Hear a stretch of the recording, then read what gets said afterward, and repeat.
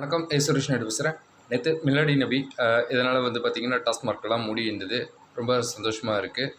அதே போல் எல்லா பண்டிகைகளுக்கும் டாஸ்மார்க்கை மூடினீங்கன்னா ரொம்ப சந்தோஷமாக இருக்கும். ஏன்னா ஒரு 100 பேர் குடிக்கிறான்னா அதில் ஒரு 20 பேர் அவன் குடும்பத்தோடு அந்த பண்டிகைகளை கொண்டாடுவான். அதுக்கோசரம் தான் சொல்கிறேன். நீங்கள் முதல் கையெழுத்தெல்லாம் போட்டு டாஸ்மார்க்கெல்லாம் மூடலாம் வேண்டாம்.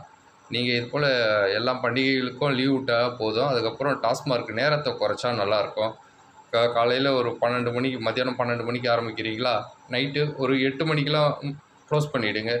ஏன்னா இப்போ நேற்று இந்த லீவில் பார்த்தா நிறைய பேர் இங்கே சென்னையில் அவங்கவுங்க வீடு அடங்கினாங்க. கொஞ்சம் சீக்கிரமாக அடங்கினாங்க. ரொம்ப லேட்டாக போகிறவங்கலாம் அவங்க சீக்கிரமாக கொஞ்சம் வீடு அடங்கினாங்க. ஒரு அரை ஹவர். அதனால் நிறைய வீட்டில் கொஞ்சம் சந்தோஷமாக இருக்குது. தயவுசெய்து இந்த சந்தோஷத்தை நீங்கள் நிரந்தரமாக கொடுங்க அப்படின்ட்டு கேட்கல. ஒரே ஒரு நாள் இந்த பண்டிகை நாளில் மட்டும் தயவுசெய்து இந்த கடையை அடைச்சி சந்தோஷத்தை கொடுங்க.